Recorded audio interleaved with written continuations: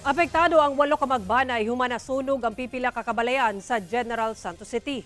Atol sa sunog, pipila ka mga residente ang samdan. Ang detalye sa report ni Efren Mamak.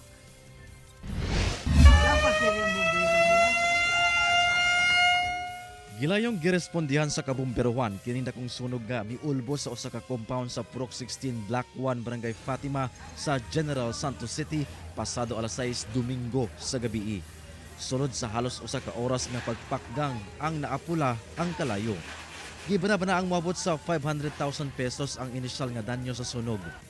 Apan atol sa pagbayanihan sa pagpakgang sa sunog, samdan sa tiil kining 21 anyos nga lalaki human nakatunob og hait nga butang.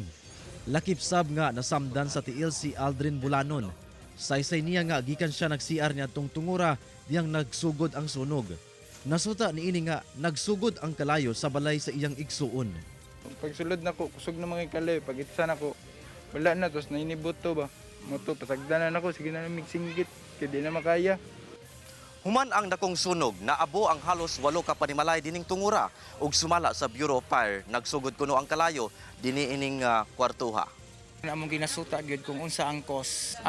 Isa sa mga ginatanaw namo ang sa kurinti kay actually 8 ni kabalay dire pero tulo lang ka naay metro. So serious connection ang uban dire. Sa karon kasamtangang nagtinir sa evacuation center sa mong barangay ang 8 ka magbanay nga apektado nga gilayong gitagad sa LGU. Kauban si Bong Vicencio, Efren Mamak, 1 Mindanao.